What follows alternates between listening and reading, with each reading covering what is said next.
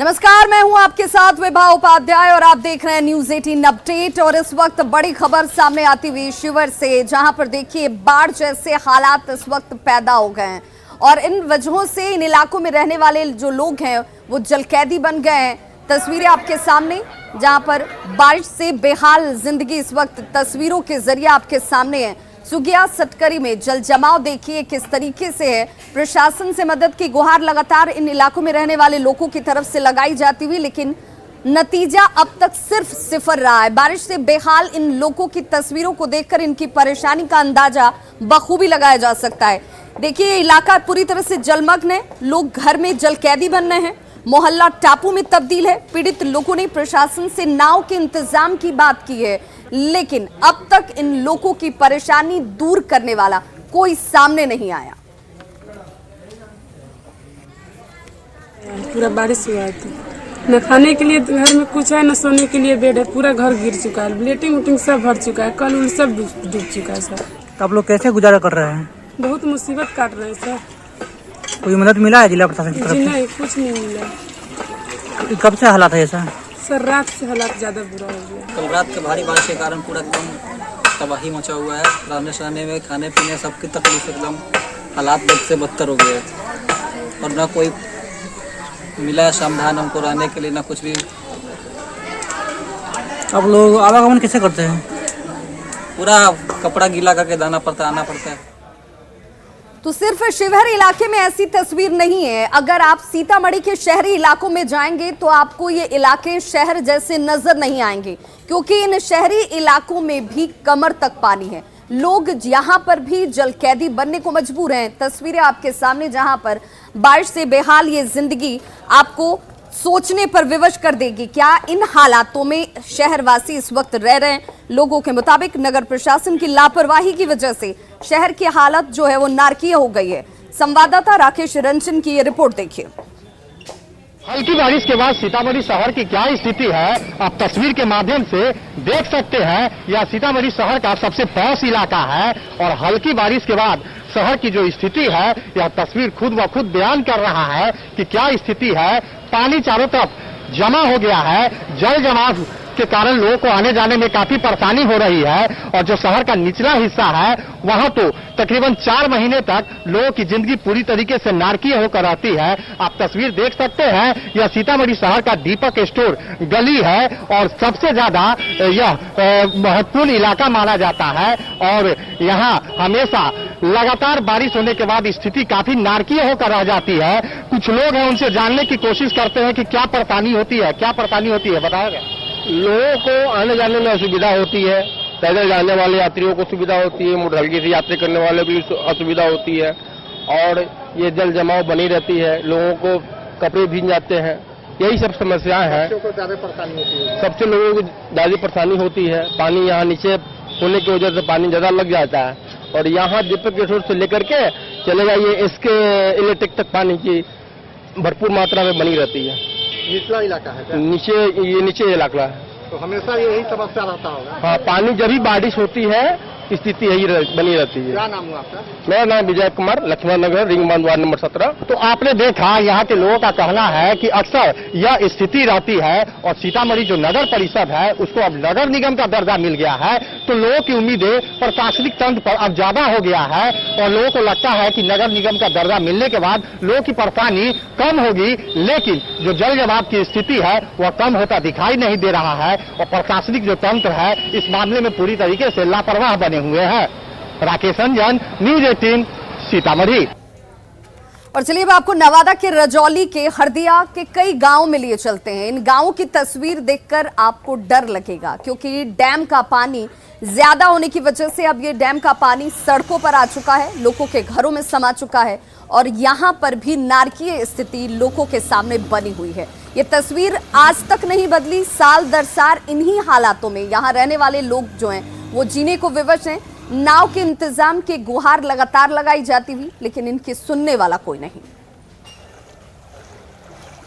पानी तो भर गया, जनता थी कैसे दे जाएगा? किधर से जाते हैं आप लोग? वो है नाव थी होगा तो नाव थी जाएगा, नहीं तो थी ऐसे रहेगा जनता। ये रोड कब बना था? रोड तो 2 साल हुआ बनला हुआ। किस योजना से बना है, जानकारी है? ये तो पता नहीं है। तो ये आप लोग का आने जाने का रास्ता बहुत दिक्कत हो रहा है। और कोई रास्ता है? कोई रास्ता नहीं। और मुंगेर के दियारा इलाकों में गंगा का जलस्तर जो है वो सिर्फ 83 सेंटीमीटर नीचे अपने खतरनाक स्तर पर पहुंचने से कम है। ऐसे में इन इलाकों में रहने वाले लोगों की परेशानी का जरा अंदाजा लगाइए, क्योंकि लोग चारों तरफ से पानी से घिरे हुए हैं, जलकैदी बनने को मजबूर हैं। दियारा का ये इलाका है और हर बार इसी तरह की तस्वीर यहाँ इन इलाकों में उभरती है। कुछ लोग पलायन करने को मजबूर हैं। जिन दियारा इलाकों में ये स्थिति इस वक्त नजर आ रही है, संवाददाता अरुण शर्मा वहां पर पहुंचे, ग्राउंड रिपोर्टिंग की और क्या हालात है, किन हालातों में लोग यहाँ पर जी रहे हैं, वो तस्वीर आप तक इस रिपोर्ट के जरिए। जिला में जो है गंगा का पानी काफ़ी बढ़ गया है। आप देख सकते हैं कि जो टापू है, जो बीच का दियारा का इलाका है, वो बिल्कुल डूब चुका है। तो जितने भी वहाँ पे गांव थे वो डूब चुके हैं। स्थिति बहुत खराब जा रहे हैं। हाँ, पानी बढ़ गए हैं, माल जाल की दिक्कत होने वाला है। हम सब बहुत घिर रहा है पानी में, बहुत बौला होले हैं। सब इकट्ठी पर घर है सर, हमको देखना है, हमको बचाना है। आप सब मिलकर साथ दीजिए। अभी जो गंगा कैसे बढ़ने की क्या स्थिति देखिए ना सर, बहुत काफ़ी चल रहा है। एक 2-4 दिना में इतना पानी आएगा। सहायता कर दीजिए। जो फसल लगाए थे क्या हुआ? क्या हुआ, सब डूब धस गया। जाफर दीरा है, सीता माँ है, वो सब डूब गया है। हाँ, आपके इलाके में भी पानी आने वाला है? इलाका में भी पानी आने वाला है। दियारा गंगा के बीच का जो इलाका है वो डूब चुका है, लेकिन अब जो है उनके जहाँ पे उनका रिहायशी इलाका है उसमें भी पानी आने लगा। तो ऐसे कहा 1-2 दिन में बाढ़ की स्थिति जो संभावना व्यक्ति है वो आ जाएगी। ऐसे में लोगों को सजग होने की आवश्यकता है। अरुण शर्मा, न्यूज़ 18 मुंगेर। तो सिर्फ बाढ़ जैसे हालात और इन हालातों में जीने की व्यवस्था बिहार में ही नजर नहीं आती है। आपको झारखंड भी लिए चलते हैं, जहां के दुमका के मसानजोर डैम से छोड़े गए पानी की वजह से अब इन इलाकों में भी कमोबेश स्थिति एक जैसी ही नजर आती है। पहले 11 गेट जो हैं फाटक खोले गए ताकि पानी को यहां से निकाला जा सके, डिस्चार्ज किया जा सके, लेकिन उसके बाद स्थिति में सुधार न होता हुआ देखकर इसके 21 फाटक खोल दिए गए हैं। तस्वीरें आपके सामने हैं। डैम के इस वक्त 21 फाटक खोले गए हैं और इस वजह से इन डैम के आसपास रहने वाले लोगों की परेशानी इस वक्त बढ़ती हुई। आपको बताते चलें कि डैम का नियंत्रण जो है वो पश्चिम बंगाल राज्य सरकार के सिंचाई विभाग की तरफ से किया जाता है और इसी वजह से ये दुविधा और इन इलाकों में रहने वाले लोगों की परेशानी ज्यादा है। सुरक्षित स्थानों पर फिलहाल इन इलाकों में रहने वाले लोगों को जाने के निर्देश दिए गए हैं।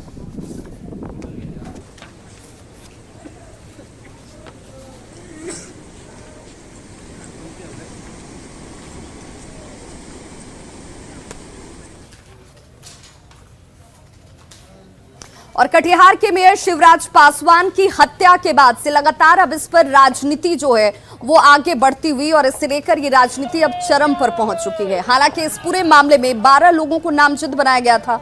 अब तक 11 लोगों की गिरफ्तारी हो चुकी है, जिनमें 5 नामजद हैं, 5 गैर नामजद लोगों को भी गिरफ्तार किया गया है। मुख्य 2 आरोपी जो हैं वो अब पुलिस की गिरफ्त में हैं। इसके बावजूद इस वक्त आरजेडी नेता और पूर्व मंत्री रामप्रकाश महतो ये आरोप लगा रहे हैं कि पुलिस मुख्य आरोपी नीरज को गिरफ्तार नहीं कर रही। परिवार के लोग बार बार कह रहे हैं कि पुलिस सत्ता पक्ष के नेता के इशारे पर मुख्य आरोपी नीरज को बचाने की कोशिश में लगी है। आरजेडी के आरोप पर बीजेपी के जिला अध्यक्ष ने पलटवार किया और कहा कि हत्या पर राजनीति करना सही नहीं है। 29 जुलाई को मेयर की गोली मारकर हत्या कर दी गई थी और पुलिस ने 12 लोगों को अब तक इस पूरे घटनाक्रम में गिरफ्तार किया है, जिनमें 5 लोग नामजद शामिल हैं।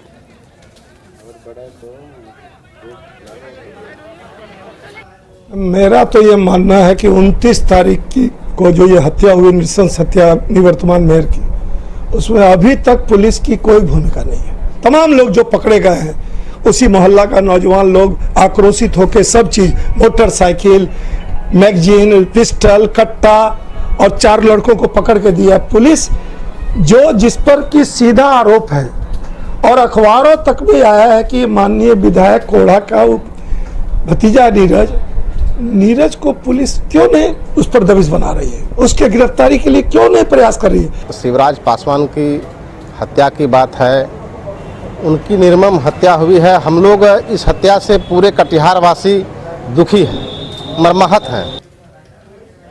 और अब बात उस मासूम अयांश की जिसकी मदद के लिए लगातार मदद के हाथ आगे बढ़ रहे हैं और परिवार ने इन तमाम लोगों को धन्यवाद भी दिया है, लेकिन अभी भी रकम चूंकि काफी बड़ी है, मदद की दरकार है। और ऐसे में हमारे सहयोगी अमरजीत शर्मा ने इस रिपोर्टिंग को की है और हम भी लगातार लोगों से अपील कर रहे हैं कि आपकी एक छोटी सी मदद, आपकी एक छोटी सी कोशिश इस मासूम को नई जिंदगी दे सकती है।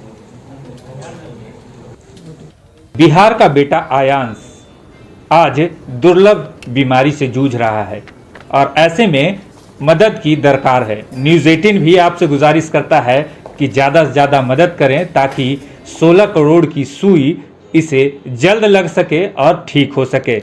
हमारे न्यूज़ 18 की मुहिम के वजह से कुछ लोग यहाँ आए हैं और मदद के लिए यहाँ पहुँचे हैं। छपरा से मुन्ना जी और धर्मेंद्र जी जो समाज सेवी हैं वो यहाँ पहुँचे हैं और यहाँ मदद के लिए आए हैं, मदद किए हैं। क्या सोच लेकर आए हैं यहाँ, कैसे पता चला?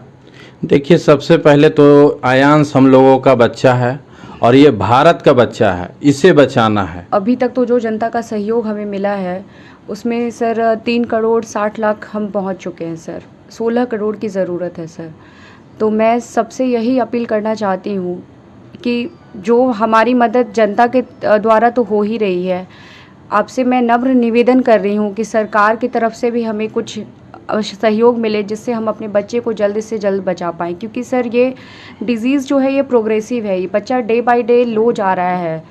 तो सर हमें नहीं पता है कि ये बच्चा आज हमारे पास है, कल क्या पता क्या हो जाए। तो मैं यही कहना चाहती हूँ कि इसे जल्द से जल्द ट्रीटमेंट की ज़रूरत है सर। इसको आप लोग बचाने के लिए ज़रूर प्रयत्न करिए, क्योंकि अगर ये नहीं बचेगा तो हम लोग का समझिए कि बिहार के लिए एक धब्बा छोड़ के चला जाएगा। इसलिए आप लोग सब लोग से आग्रह है कि आप लोग आगे आइए। क्या अकाउंट नंबर है जिसमें जो है मदद करें आपको? अकाउंट नंबर है बच्चे के नाम से, आयांश सिंह के नाम से है 5121176175 और IFSC कोड है CBIN 282384 और ब्रांच है Rukanpura Patna, central bank of India. और मेरा नंबर है 9431089721 यानी कि 943110 इस पे आप फ़ोन पे, गूगल पे, पेटीएम करके डोनेशन दे सकते हैं।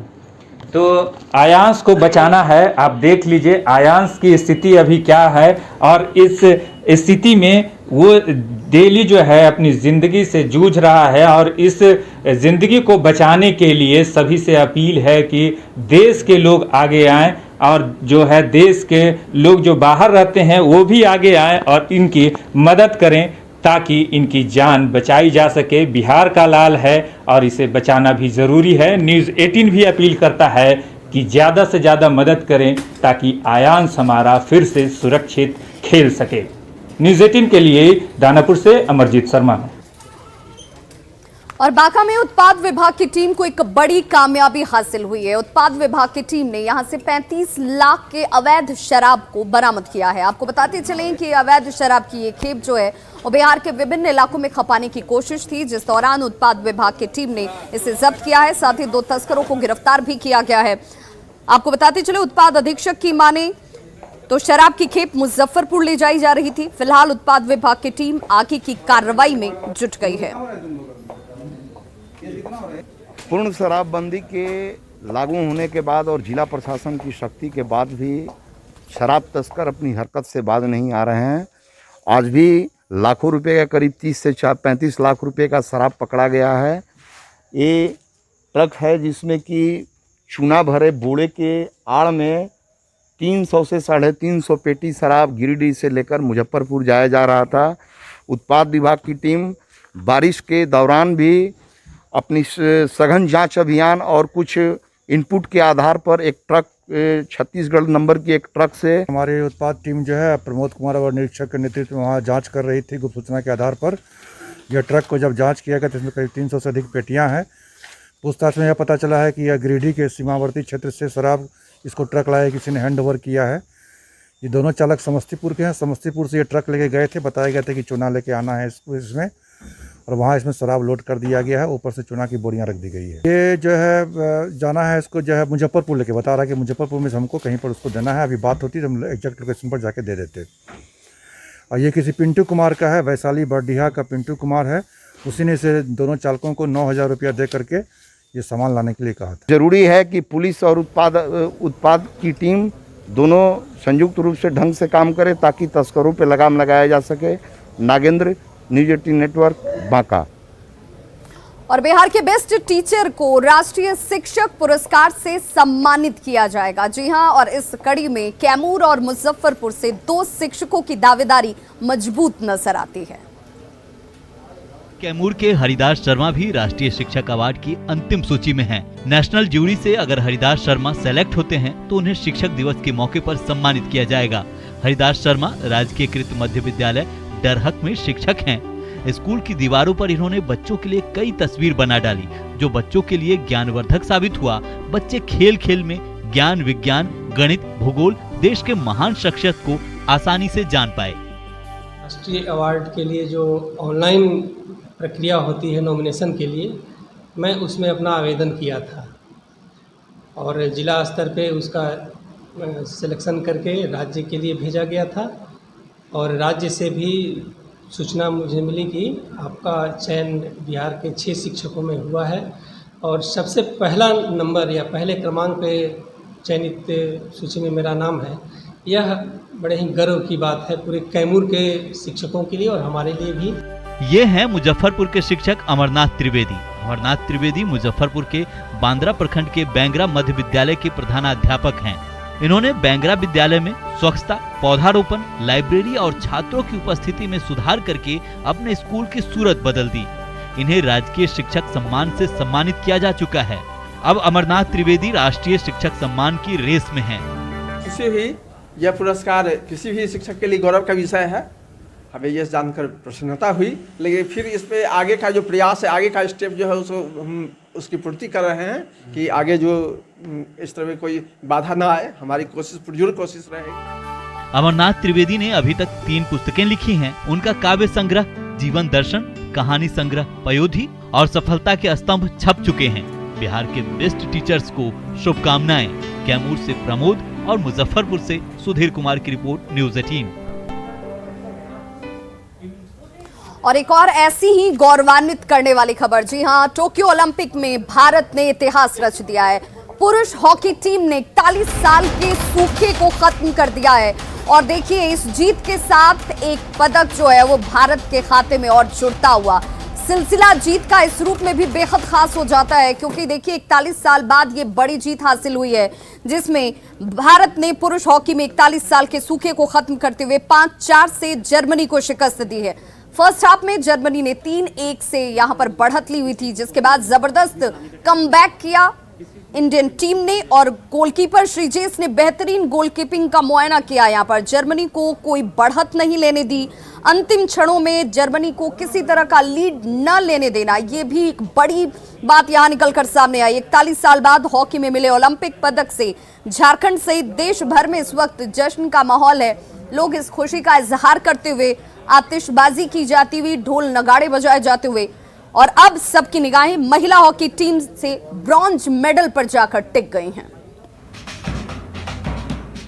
और वहीं खेल मंत्री ने भी हॉकी टीम को इस जीत पर बधाई दी है। भारतीय हॉकी टीम को बहुत बहुत बधाई, जिन्होंने भारत को एक और मेडल जिताया है और 135 करोड़ भारतीयों को चेहरे पर खुशी लाए।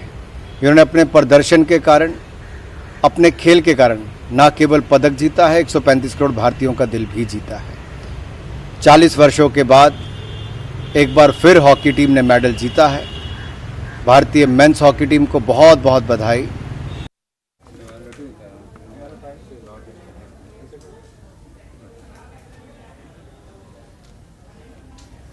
और देखिए झारखंड का सिमडेगा, जिसे हॉकी की नर्सरी कहा जाता है, वहां पर भी इस जीत के जश्न को मनाया जा रहा है। इस जीत की उपलब्धि या इस जीत के साथ मिली खुशी कितनी बड़ी है, इसका अंदाजा इन तस्वीरों को देखकर आप सहजता से लगा सकते हैं, क्योंकि इस क्षेत्र से खिलाड़ियों का जो रिप्रेजेंटेशन है हॉकी के क्षेत्र में, वो सबसे खास और महत्वपूर्ण माना जाता है। देखिए ये जश्न की वो तस्वीरें हैं जो जीत के साथ सामने आई। एस्ट्रोटर्फ मैदान पर पहली ये जीत, जिसे लेकर अब जश्न मनाया जाता हुआ। और पुरुष हॉकी टीम की जर्मनी पर जीत के साथ हॉकी के इस नर्सरी सिमडेगा में उत्साह का माहौल है। भारतीय टीम की जीत के साथ ही हॉकी खिलाड़ी जो हैं वो ढोल नगाड़ों के साथ नाचते गाजते नजर आ रहे हैं। और अभी सबकी निगाहें जो है महिला हॉकी टीम पर जाकर टिक गई हैं, क्योंकि झारखंड से इस महिला हॉकी टीम में 2 रिप्रेजेंटेशन है जो झारखंड को रिप्रेजेंट नहीं बल्कि देश के लिए इस वक्त यहां पर खेल करती हुई नजर आएंगी। और उम्मीद की जा रही है कि कल भी हॉकी टीम ग्रेट ब्रिटेन पर जीत दर्ज कर महिला हॉकी में भी कांस्य पदक अपने नाम करेगी। सबसे पहले तो हम भारतीय टीम को इतिहास रचने के लिए बहुत बहुत बधाई देते हैं कि भारत के इतिहास में यह पहला अवसर है जब एस्ट्रोटर्फ हॉकी स्टेडियम में मैच शुरू हुआ है। उसके बाद यह पहला पदक है जब भारत ने ओलंपिक में जीता है।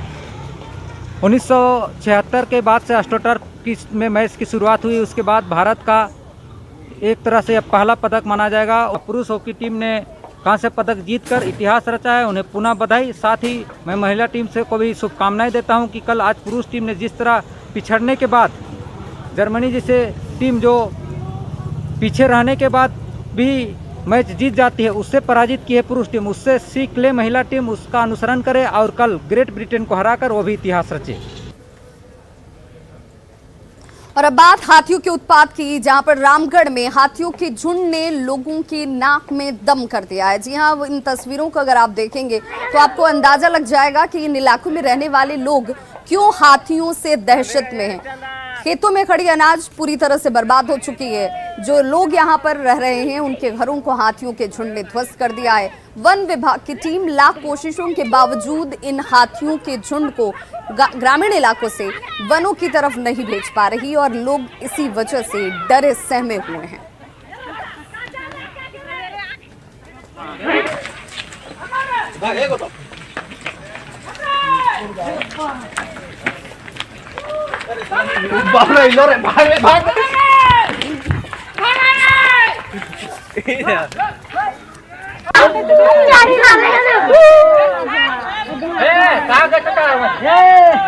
चंदेरा यार चंदा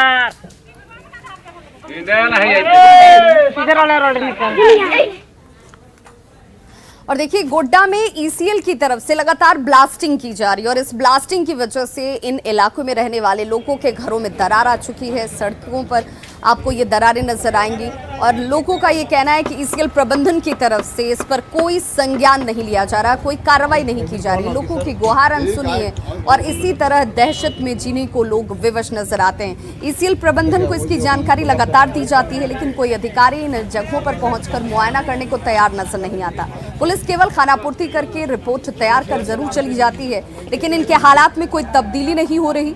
आपको बताते चलें कि खदान के भीतर से स्थानीय लोग कोयला निकालते हैं और इस वजह से नीचे गोफ बन चुका है, खाली है और ऐसे में कभी भी कोई बड़ा हादसा हो जाए इससे इनकार नहीं किया जा सकता। वजह से गिरा और कैसे गिरेगा। कहाँ का ब्लास्टिंग? यही खदान। खदान का। कितने बजे ब्लास्टिंग होता है? ब्लास्टिंग तो वही 2:30 बजे डेली होता है। हाँ डेली होता है। आप लोग कभी सूचना नहीं दिए कि घर गिर रहा है हम लोग का? सूचना सब दिया हुआ है। अच्छा। कोई सुनवाई नहीं होता है यहाँ पे।